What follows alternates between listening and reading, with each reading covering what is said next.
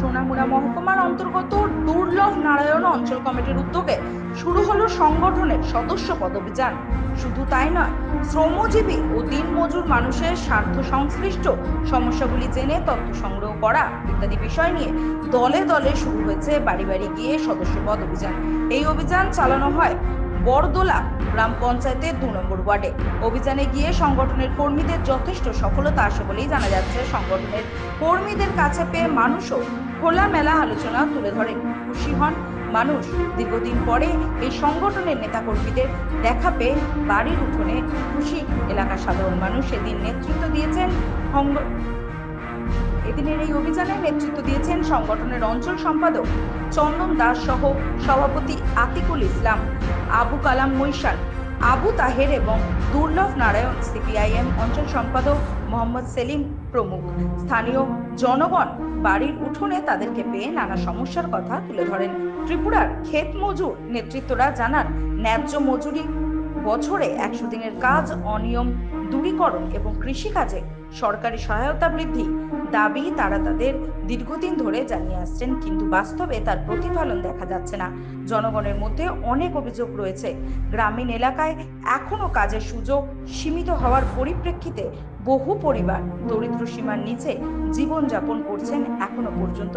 শুধু তাই নয়, অনেকের 2 বেলা ভাত খাওয়া যথেষ্ট কষ্টকর হয়ে গিয়েছে। বাড়ি বাড়ি গিয়ে নেতৃত্বরা বলেন, ক্ষেত মজুর ও শ্রমজীবী মানুষের সংগঠিত আন্দোলনের মাধ্যমে দাবি দেওয়া আদায় করা সম্ভব। এতে করে সরকারকে চাপ সৃষ্টি করা যায়। গ্রামের এই ধরনের সহমত অভিযান আরো জোরদার করতে হবে। আপনারা সংগঠনের পাশে থাকুন। এদিন স্থানীয় এক প্রবীণ কৃষক জানান, আমরা চাই ক্ষেত মজুর ইউনিয়ন আমাদের পাশে থাকুন। কাজের সুযোগ, ন্যায্য মজুরি আর ন্যায্য অধিকার আমাদের প্রধান চাওয়া। একান্ত সাক্ষাৎকারে সংগঠনের অঞ্চল সম্পাদক চন্দন দাস ও আতিকুল ইসলাম জানান, অতি দ্রুত গতিতে মানুষের সমস্ত সমস্যা নিয়ে লড়াই, আন্দোলন তীব্র থেকে তীব্রতর করা হবে। রাস্তায় নেমে শুধু সময়ের অপেক্ষা। বরদল প্রাথমিক ইউনিটের আমরা সর্বপত অভিযানে বেরিয়েছি। আমাদের সাথে আছে আমাদের অঞ্চল কমিটির সম্পাদক কমরেড চন্দ্র দাস এবং আমাদের অন্যান্য কমরেডও আছে।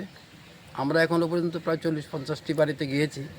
আমরা প্রত্যেকটি বাড়িতেই ভালো সাড়া পেয়েছি। সভ্যপথ মানুষ আগ্রহ থেকে নিচ্ছে এবং মানুষ তার জীবনের যে অভিজ্ঞতা, এই যে বিজেপি সরকারের যে দুর্নীতি, রেগার নিয়ে যে দুর্নীতি এবং এই যে ঘর নিয়ে যে দুর্নীতি, কেমন এই সমস্ত নিয়ে মানুষ যথেষ্ট ক্ষোভ প্রকাশ করছে এবং রাস্তা, বিদ্যুতের যে বিভ্রাট, এই সমস্ত নিয়ে মানুষ তার ক্ষোভ প্রকাশ করছে এবং মানুষ অত্যন্ত খুশি আমাদেরকে কাছে পেয়ে এবং আগামী দিন তারা আমাদের এই লড়াই সংগ্রামে অংশগ্রহণ করবে এই প্রতিশ্রুতি মানুষ দিচ্ছে। আপনারা এগিয়ে যান, আমরা আপনাদের পাশে আছি।